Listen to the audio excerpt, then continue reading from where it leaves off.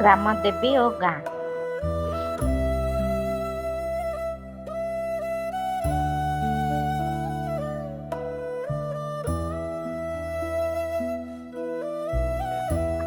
ଶୀତଳ ପବନ ବହୁଛି।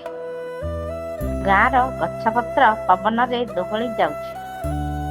ଦେଉଳର ଘଣ୍ଟ ଚାରିଆଡ଼େ ଖେଳି ଯାଉଛି।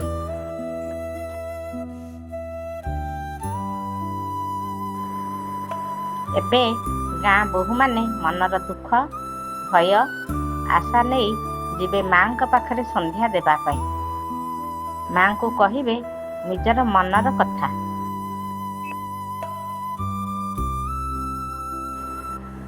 ନିଜ ପୁଅ ଝିଅଙ୍କ ପାଇଁ ଆଶୀର୍ବାଦ, ସ୍ୱାମୀଙ୍କ ଲମ୍ବା ଆୟୁଷ ଓ ଶାଶୁ ଶ୍ୱଶୁରଙ୍କ ମଙ୍ଗଳ କାମନା କରିବେ। ଆମ ମା କେବଳ ଦେବୀ ନୁହେଁ, ଆମ ଗାଁର ଆଶୀର୍ବାଦ, ଗାଁର ଶକ୍ତି। ଯେଉଁଠି ଦୈନିକ ଜୀବନ ଆରମ୍ଭ ହୁଏ ଏବଂ ଶେଷ ହୁଏ, ଦେଖନ୍ତୁ ଆଜି ରାତିର ମନ୍ଦିରର ଏହି ଦୃଶ୍ୟ।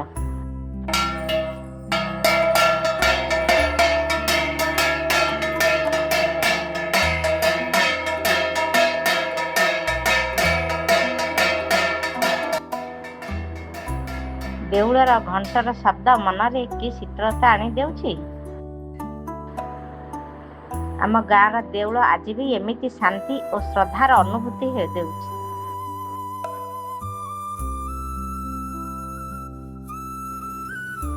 ଆପଣମାନେ କେଉଁ ଗାଁରୁ ଦେଖୁଛନ୍ତି କମେଣ୍ଟ ନିଶ୍ଚୟ ଜଣାନ୍ତୁ।